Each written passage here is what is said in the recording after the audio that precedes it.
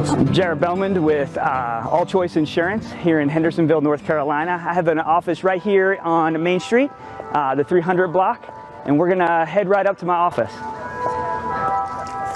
So we've been in this building for 2 years. We expanded All Choice to the Hendersonville office in January of 2019. And I took over as managing partner. We have 3 other offices in Clemens, which is near Winston-Salem, in Wilmington, and in Greensboro. So those are our four agencies that we operate out of. So we handle all your Main Street stuff. So we're pretty much everything but health. So we handle your personal lines, your home, auto, umbrella. We also handle all the commercial lines. So focus a lot on small business here in Hendersonville, local businesses. We really like working with them, but we work with large manufacturers, trucking companies also. I've been in the insurance industry for 8 years now. I left the restaurant industry. I was a general manager with them in management for a long time and just felt like it was time for a change, and I had a buddy say that insurance was the way to go. So I worked for a captive agency for 2 years and found the independent agency model and was really intrigued by it, the freedom that it gives, the opportunity, and just the options for clientele. So I transitioned to my own agency in 2019. The insurance industry is changing over the last really just 5 years to really embrace technology instead of it being a pushback. So when you used to hear InsurTech, which is our insurance technology catchphrase, there used to be a lot of animosity and that they're going to take our jobs and is going to eliminate people from what we do best as advisors. And over the last 5 years, you've really seen an embracement and an empowerment. And at our agency, we solely focus on technology as a way to empower our agents to do what they've already been doing even better.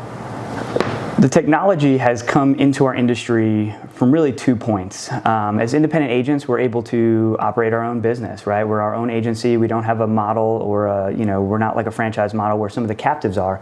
So as independents, we bring a lot of our own technologies and mesh them together.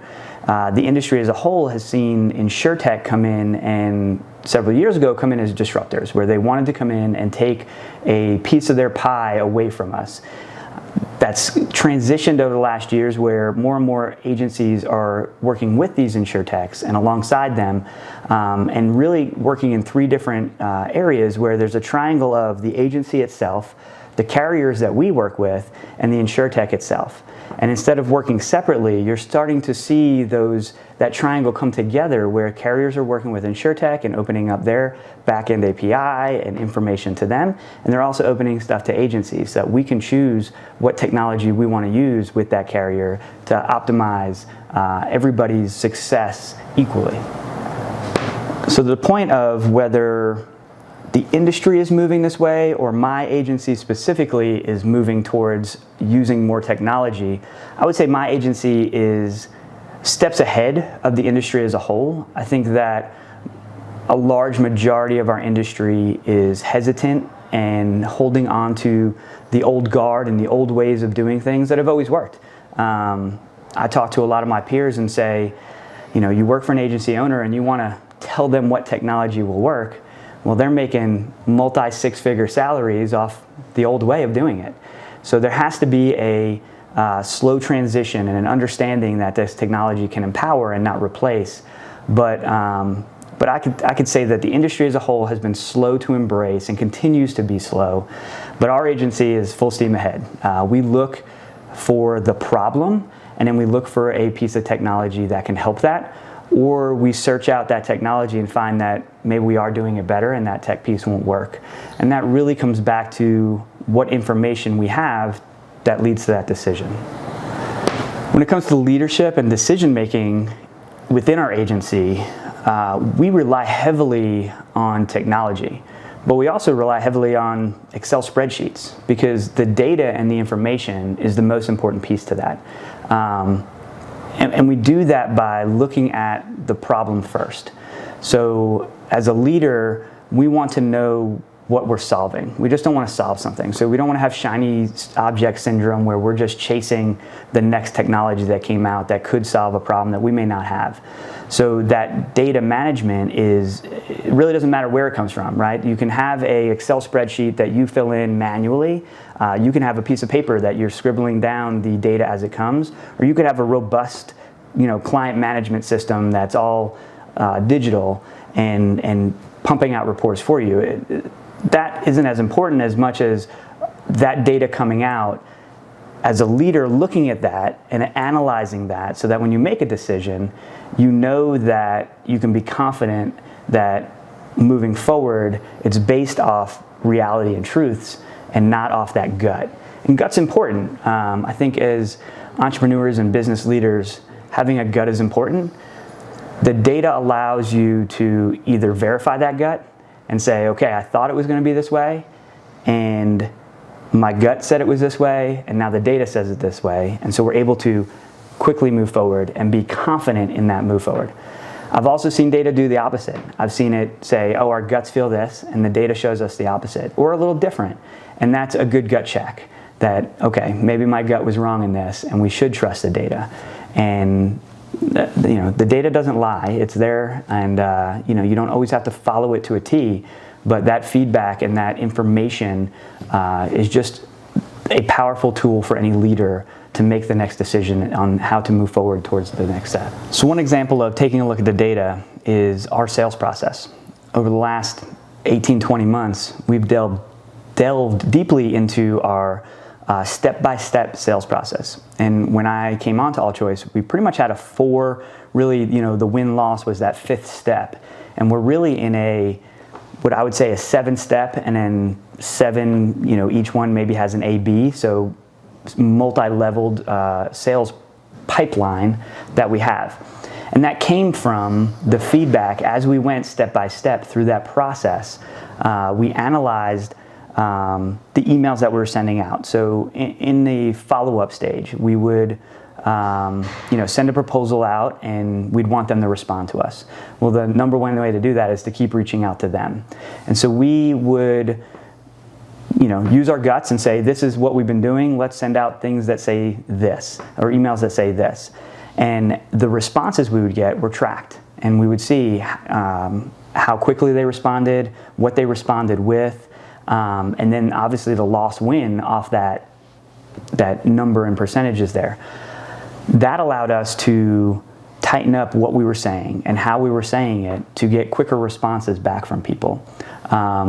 Sometimes we would say things that people didn't take in the way we meant it to be said. So we tracked those responses, and if people didn't understand what we were saying, we knew we needed to clarify our message. And we did that through the whole sales process. We also use it in phone calls, where if people are calling us, we track every call. So if you're calling us for billing, we know that it's billing. If you're calling us for a service question, claim, sales, we know what that is, and it's tracked in detail, so that we can go back and look at a client and see how profitable that client is to us. Because the more time we spend on a billing question that could be answered in a sheet or an app, it allows us to make decisions on where our next process is. And you can delve into, say it's billing, then and that's where a lot of our phone calls are coming from. Well, maybe we need to eliminate some of those in a different process. One important place that we use a lot of tracking and data management is in our email marketing and social media marketing also. But in email marketing, there's been one case where we send out an email pretty regularly about, and it's standardized. We call it our onboarding system, that over the first year you get a set number of emails over the year. And we used our gut to say we think they could use this information during these times of the year, during 60 days out, 90 days out, 120 days out of them signing up with us. And we tracked that over the last 18 months, and it's been fairly successful. Then we sent out an email when a catastrophe happened, and the email had a video that spoke specifically to that catastrophic event. And our response went through the roof. And tracking that data and having those numbers show us what it was consistently and then what it was in this one-off allowed us to analyze that the pertinent information was more important than us telling you what we think you need to know. Having an opportunity to respond to a situation is going to offer more value. And we had data on that, and it was substantial difference between the two different email campaigns. We get a lot of the knowledge and information on how to track this from really other people within our industry. I truly stand by, and our agency truly stands by, that our industry is better together, that we can learn from each other, and we're going to try things and fail, and other people are going to try things and fail, but if we can come together and learn from each other, then we can all be better together. So we have online forums, we have Facebook groups are really big in our industry right now, where you can go to the Facebook group, ask a question. It's private group, so your clients aren't going to get in there and see what questions you're asking. And we can build that camaraderie together and answer some of the bigger industry questions together as a group.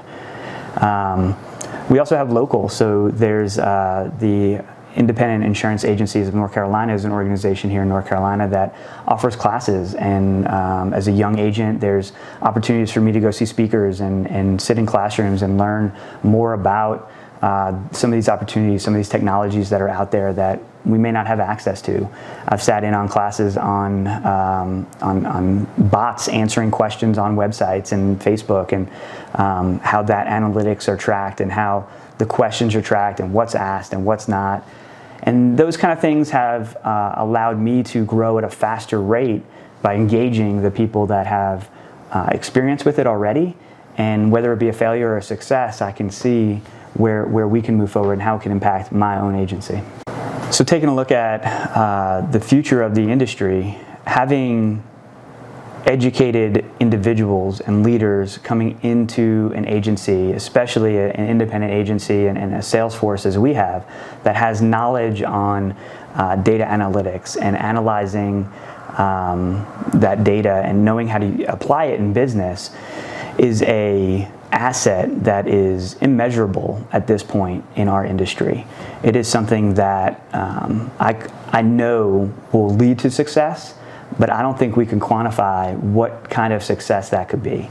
The value that we see in just actively pursuing that, because we didn't start with that, is immense. So having someone come in to our office that would have that information already and have that experience in analyzing data and making decisions based off that is extremely valuable.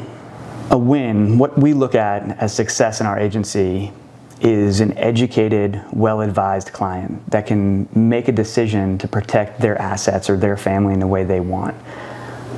We need to be profitable. We need to make money. I need to take care of my family. But as an agency, we truly use that data to figure out how to give the best value to our client. And that looks like education and experience and allowing them to know the product that they're actually buying. The long-term win for us would be a complete overhaul of how the insurance industry looks at advising their clients. How it's done now cannot be how it's going to be done in 5 years, in 2 years. There has to be a change where we respect the customer experience, and it's just not a reactionary customer service.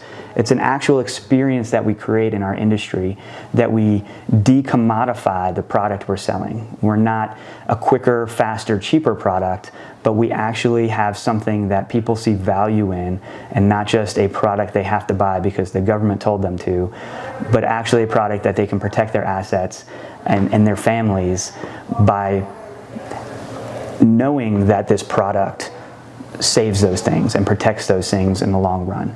And I think that we as an industry have gotten away from that, and part of it is due to the globalization of industry, that we're a step behind. And using data and analytics is a way for us to regain that and take control of that information so that we can actually be a value add to these clients.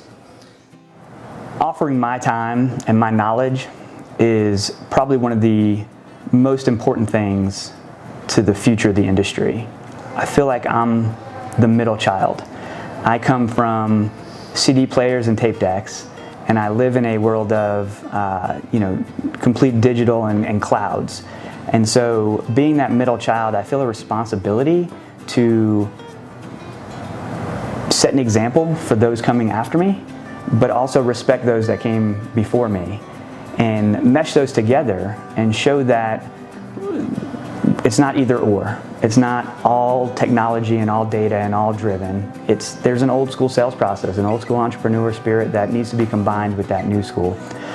And so offering my time and my expertise that I have is my way of hopefully showing that the industries that are lagging behind and embracing this, that there's no need to be fearful of that, and also show the people that aren't fearful of technology and are leaning on it to understand that they need to be patient and but persevere to continue to influence those that came before them to use this technology.